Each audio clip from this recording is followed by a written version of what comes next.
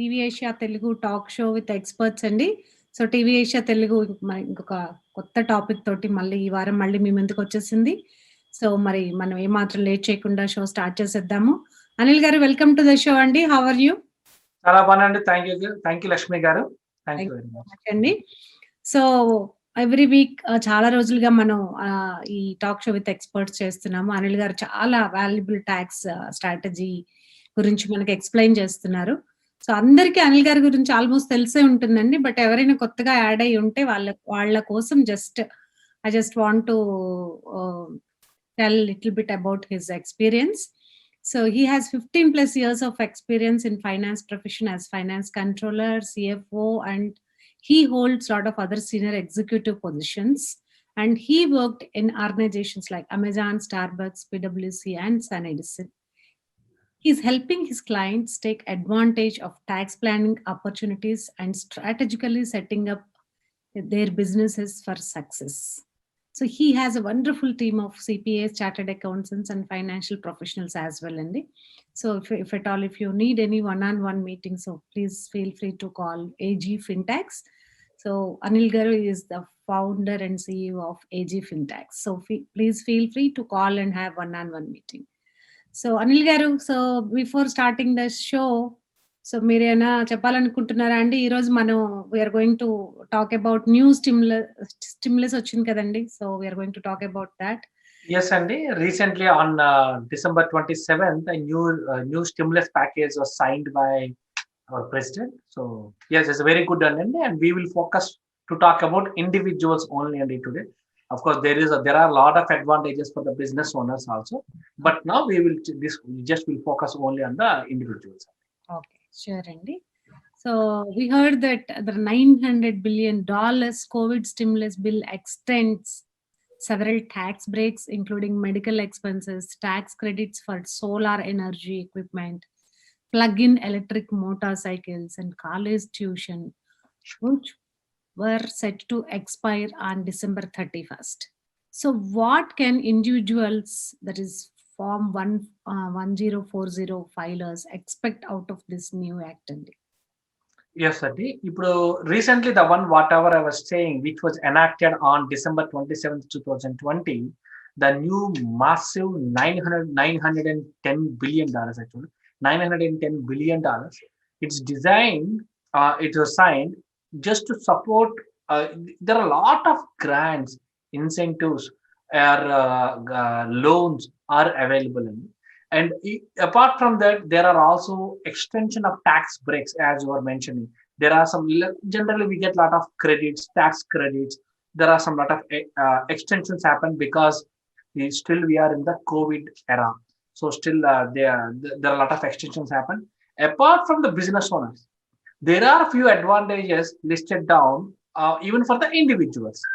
So though the tax breaks doesn't seem too big, but still, if you add all those, the incentives, whatever you get for the individuals, if you add all those incentives, it could be a big one. It's a big number, and people can save taxes, or they can get through tax credits. That some advantages are there. So, yep, we'll discuss about that in more detail now. Wow, super, and it's interesting actually.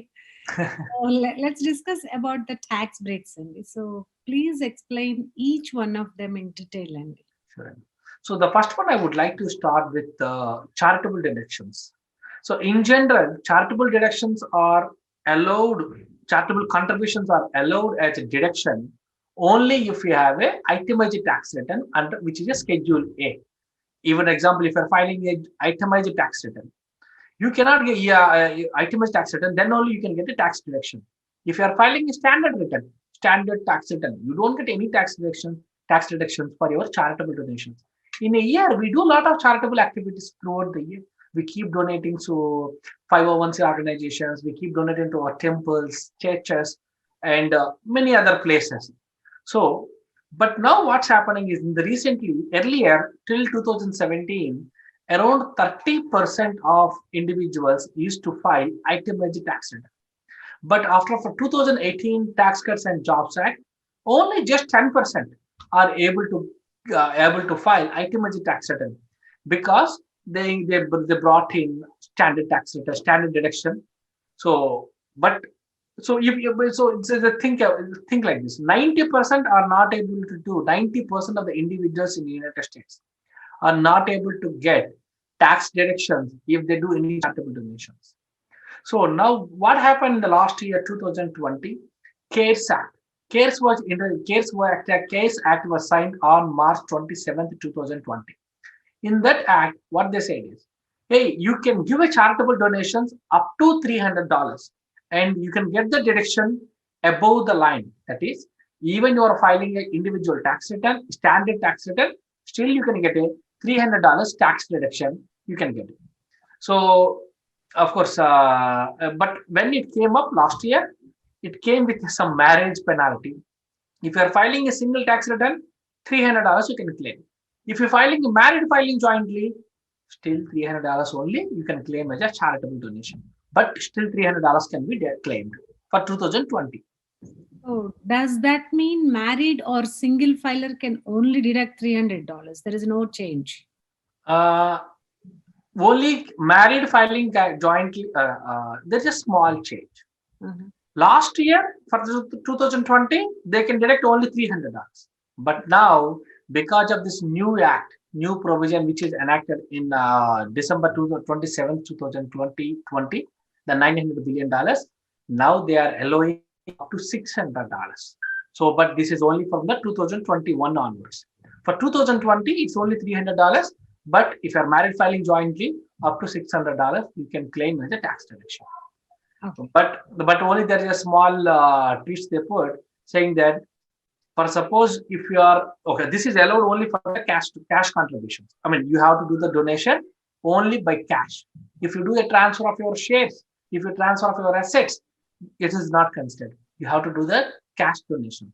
Number one. Number two, for suppose if they find that you are not doing it right, you have not done it, you are cheating, then there is a 50% penalty for the taxpayers in the future. For suppose if they find it was wrong, it is wrong when you are claiming the tax when you are claiming in the tax return. But later, if IRS finds it is you did a wrong or you did cheating, then there is a 50% penalty for this. So what about filers who itemize only? So if they make any charitable contributions, so will it increase their itemization? Yes. So right now, till now we discussed about standard tax return. But now we will talk about itemized tax return. Generally, if your income is more than $24,800, so then you come under itemized tax return. Sorry, your deductions are more than $24,800, then you come under itemized tax return. So you need to prove that, hey, I have a lot more expenses. Okay, so that I want to go for the itemized tax return. If you are filing an itemized tax return, then you can do charitable donations in general up to 60% of adjusted gross income. But this CARES Act has come up and saying that last year in March 2020, they said, hey, you can do up to 100% of your adjusted gross income for a charitable activities.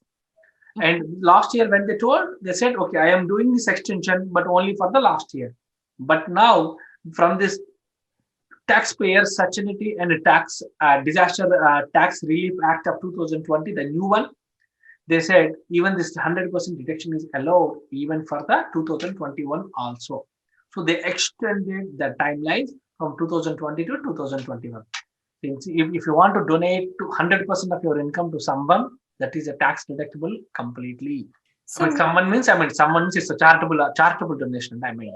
Yeah. So what about the deferral of payroll tax? Yes.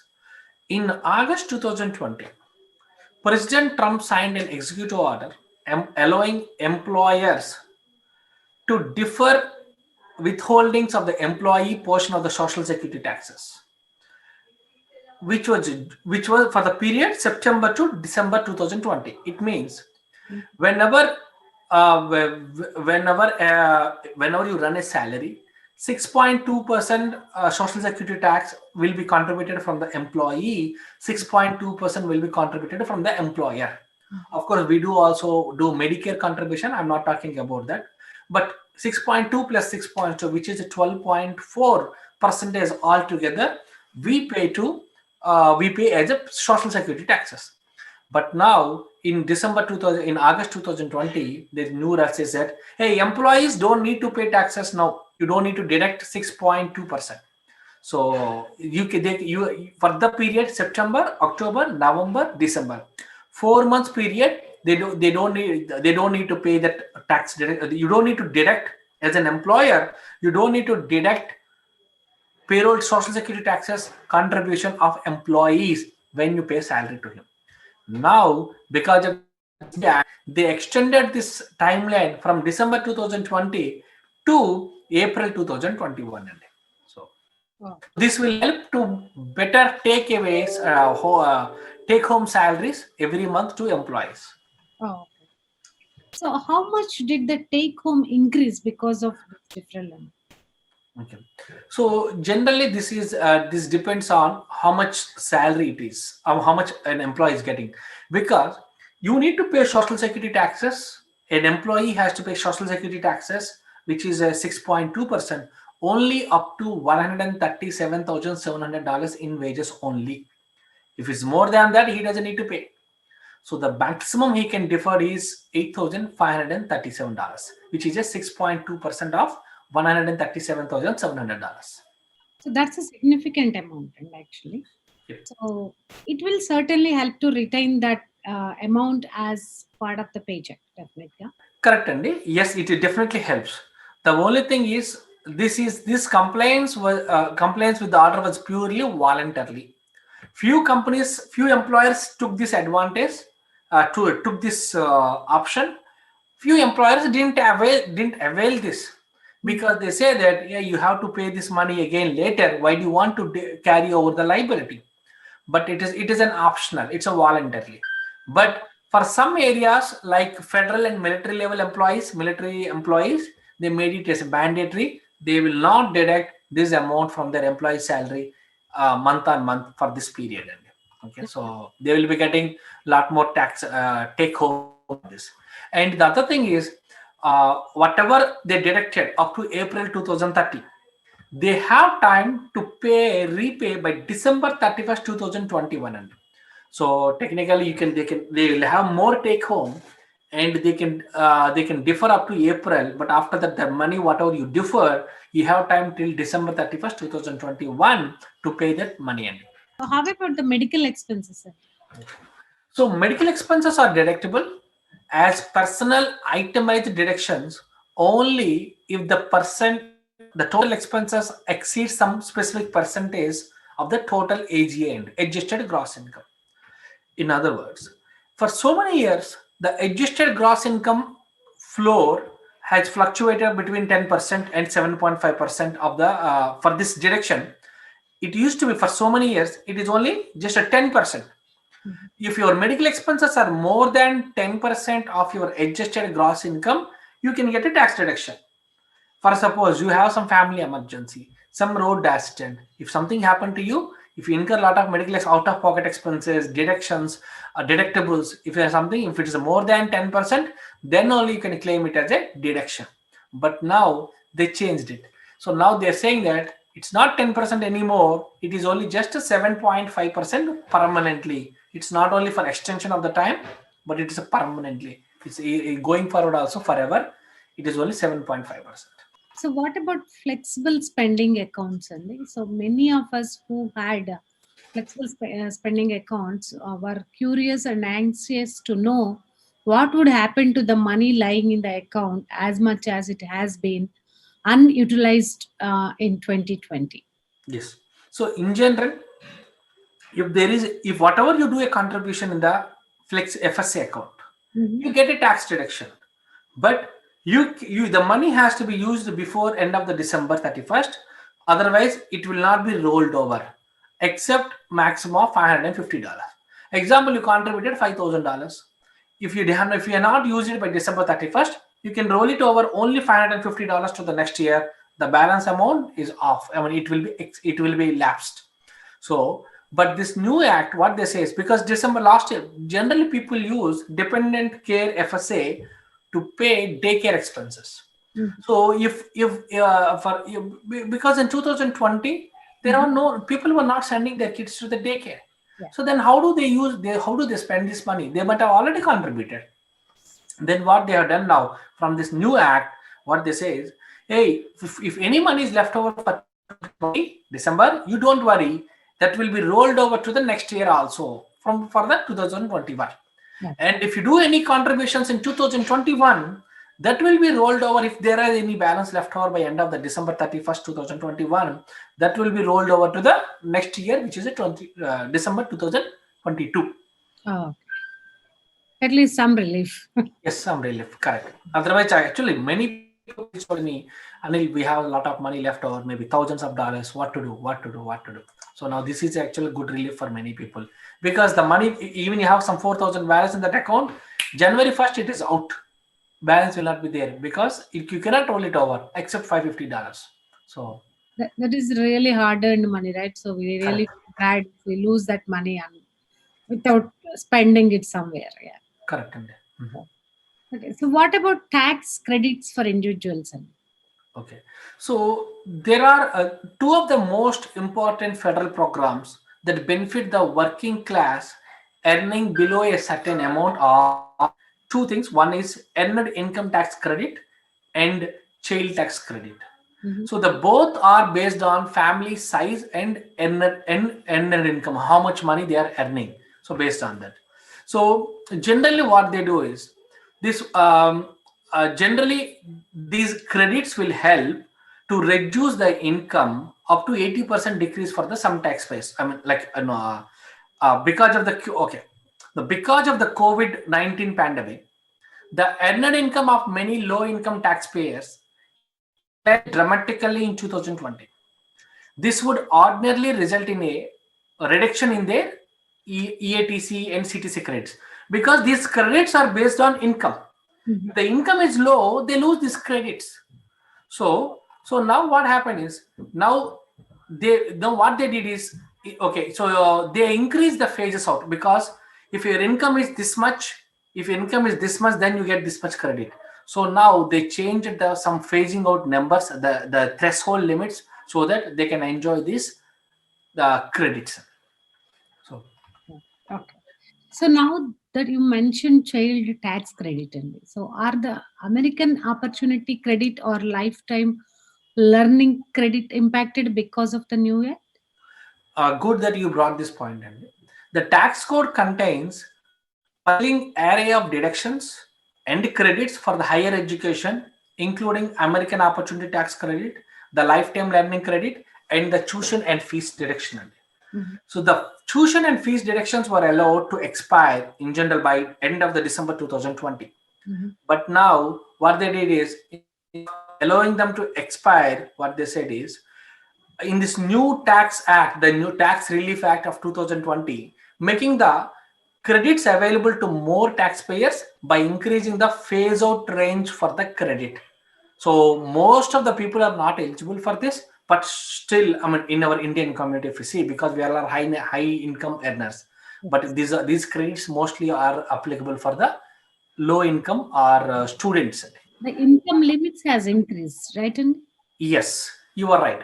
For the 2020 lifetime learning credit phase out starts from, earlier it used to start phasing out from the $59,000. If you're a single member, if you get more than $59,000 salary, you will start losing these lifetime learning credit. But now and if you're married filing jointly, if your income is more than $118,000, then you will lose this learning credit completely. So, but now they increase these levels, now $59,000 to $69,000 for the single, and $118,000 to $138,000 for the joint tax filers. This is for the 2020, but from the 2021, even they increased further the base limits. Now, instead of even it was 59 to 69, now they made it to $90,000. And instead of $160,000 to the $180,000 for the joint filers. This is the same rule even for the American Opportunity Tax Credit and also Lifetime Learning Tax Credit. God. So what do you think is the reason for this change, and is tax credit preferable over education expense deduction? So the main purpose here seems to be simplify the tax code by reducing the number of education related tax benefits to the taxpayers. So everyone doesn't get these benefits. Only the person whoever spends the money in education related. If they are spending a lot of money for their education, those are the guys who get these credits. And the lifetime learning credit is better than the tuition and the fees deduction because it's a tax credit and not a deduction. Unlike a deduction, which reduces only your taxable income, a credit is a dollar for dollar, dollar to dollar reduction. Like example, it's always we recommend to go for the credit if there is a possible. Credit is a direct, what is your tax liability? Deduct that credit amount. But if it is a reduction, you get a reduction on the balance amount you will be paying taxes. Reduction is not dollar to dollar, but credit is a dollar to dollar. So what I'm trying to say is tuition and fees are deductions, but lifetime learning credit is a credit direct. It's a direct tax credit. So if there's a possibility, I recommend to go for the lifetime learning credit rather than tuition and fees deductions. Got it. So what is the limit of lifetime learning credit and tuition and fees deduction? So in general, the lifetime learning credit is 20% of your actual amount spent towards education expenses. Up to the maximum of $10,000. Example, if you spend, when you are studying something, you spend maybe some $10,000, you can get a maximum of $2,000. If you spend $5,000, you get 20%. If you spend $20,000, but still the maximum is only $10,000 for this calculation, so the maximum is only $2,000. And if you have one option. Otherwise, you can also get the credits for you can, instead of taking the direct credit, you can also get a deduction, tuition and fees deduction, which will allow you up to $4,000 above the line. It means if you spend some money, you can deduct up to $4,000 as an expense. So as a deduction, it allows you. So, but credit is credit is good because that will directly dollar to dollar tax credit what you pay to the IRS. So, okay, got it. So what about education expenses, Andy? It's educator expenses generally. Teachers or professionals, teachers who are the kindergarten through grade 12 teachers. If they can deduct up to $250 for books, supplies, and other equipments they purchase with their own money to use in the classroom. This new act, the Tax Relief Act, what they said is, hey, you can deduct this $250. It's on top of whatever in general level, like books, supplies, and other equipment. You can also use this money to buy PPP equipments or any supplies which can prevent the spread of COVID-19. So even you can spend that money also, but the maximum is $250. Educator teachers can get the credit. Let's take a short break and come back in.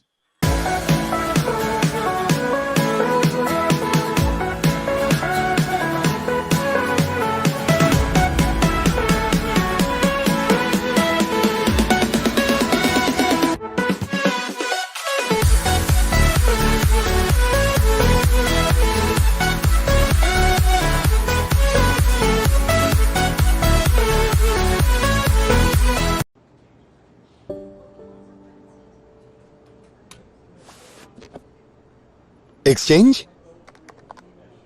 8,000 రూపాయల balance ma'am.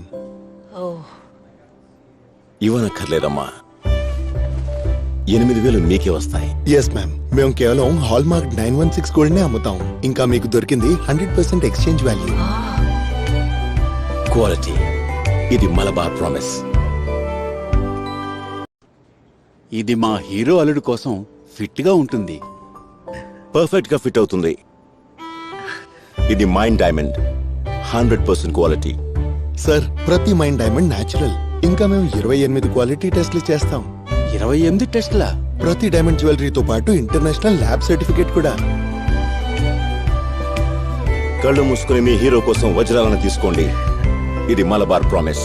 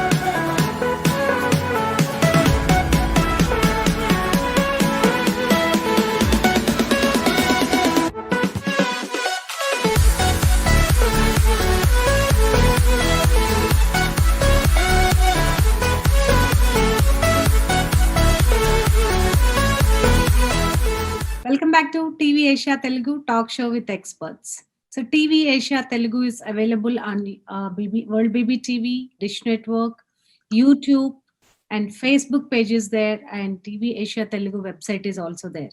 So please log in to one of these channels whenever you have some time. You can watch all these informative sessions and entertainment programs as well. So welcome back to the show, Anil Garu. Thank you, Andy. Thank you very much. Okay, so is this deduction available for homeschoolers as well? And Yes, Andy. As we are talking about educator expenses, a teacher can deduct up to $250. So, but this is not available for the homeschoolers or even parents also. Parents can also say that, yeah, I am spending time with my kid to teach. No, that is also not allowed. Only the professional educators who work at least 900 hours during the school year can avail this $250 deduction. okay, got it. So is there any benefit for homeowners? And In general, not much. But I want to talk about one thing because I see this so frequently, very rarely, but frequent. I keep hearing this about cancellation of debt. So for federal income tax purpose, a forgiven debt, like example, by any reason, if any debt is forgiven, if the mortgage debt is forgiven, it happens many times. A forgiven debt generally counts as a taxable cancellation of debt income. However, this exception of cancellation of debt income from mortgage, from the cancelled mortgage, if like example, if you have any mortgage, if you have a primary home mortgage and the debt is forgiven, so there are some sequences, some circumstances, due to some reasons, they write off they forgive your debt completely, whatever the reason it is. So now what they say is up to $2 million, from the primary residence acquisition debt was cancelled and qualifies as a federal income tax free item. It means up to $2 million of debt, you can even the debt is forgiven, you do pay any taxes. But it was earlier, but now what they did is it was ended on 2020 last year, but now they extended this clause till 2025, but they made it $750,000. Earlier it used to be $1 million, but now it is only $750,000. got it. So what about mortgage insurance premiums, Andy? So premiums for qualified mortgage insurance on debt to acquire or construct or improve a first or second home can potentially be treated as a deductible expense. So like if you generally, it is very commonly I see people pay the individuals whenever they buy the first home, they pay mortgage insurance premium. So if they are paying something like that, so those can be deducted as an expense. But earlier it used to ended on December in 2020. It was ended, but now they extended up to 2021. So is the credit for energy efficient home improvements extended, Andy? Yes, sir. So this break allows you to claim a federal income tax credit of $500 if you install energy saving improvements to a primary residence. However, this $500 is the maximum lifetime. So you avail something already in the 2020 in previous years, then it will go.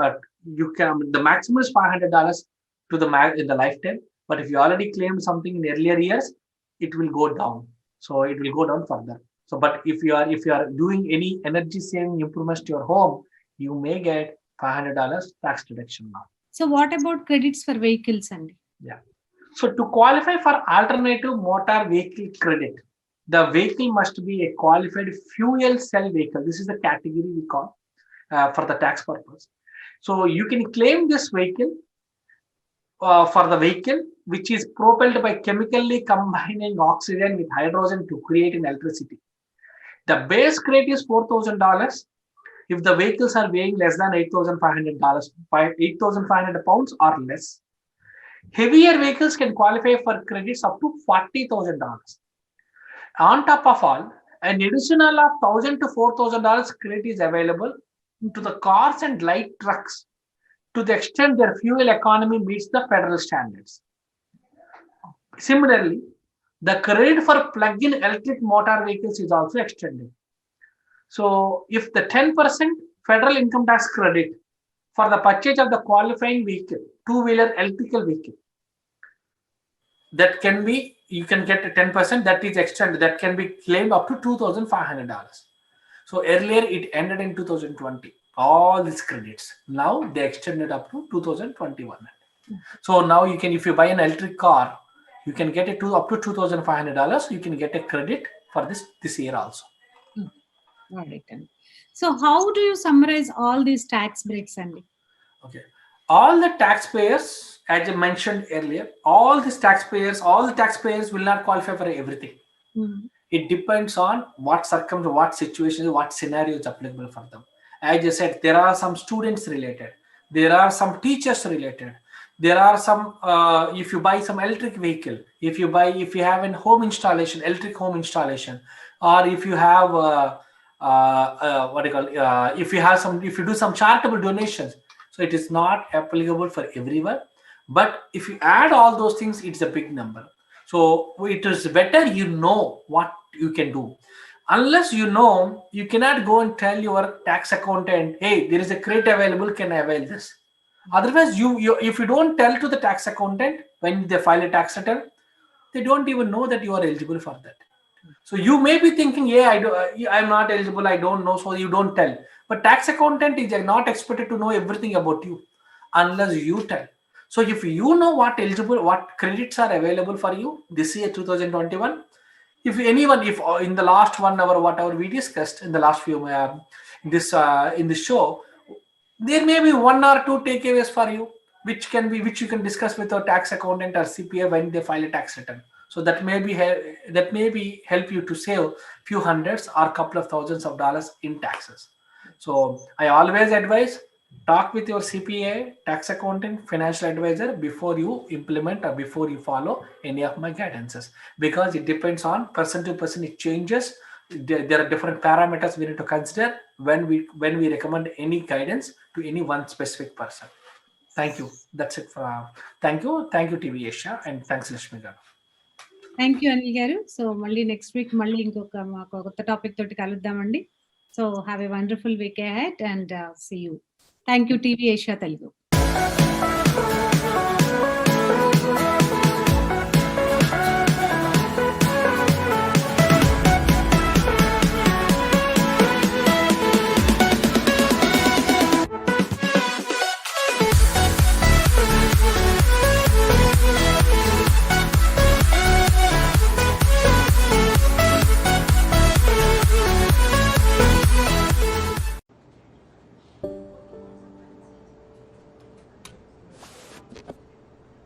Exchange $8,000 balance ma'am. ఇవ్వనక్కర్లేదమ్మా, 8,000 మీకే వస్తాయి. Yes ma'am, మేము కేవలం hallmark 916 గోల్డ్నే అమ్ముతాం. ఇంకా మీకు దొరికింది 100% exchange value. Quality, ఇది మలబార్ ప్రామిస్. ఇది మా హీరో అల్లుడు కోసం ఫిట్ గా ఉంటుంది. పర్ఫెక్ట్ గా ఫిట్ అవుతుంది. ఇది మైండ్ డైమండ్, 100% క్వాలిటీ. సార్, ప్రతి మైండ్ డైమండ్ న్యాచురల్. ఇంకా మేము 28 క్వాలిటీ టెస్ట్లు చేస్తాం. 28 టెస్ట్లా? ప్రతి డైమండ్ జ్యువెలరీతో పాటు ఇంటర్నేషనల్ ల్యాబ్ సర్టిఫికేట్ కూడా. కళ్ళు మూసుకుని మీ హీరో కోసం వజ్రాలను తీసుకోండి. ఇది మలబార్ ప్రామిస్.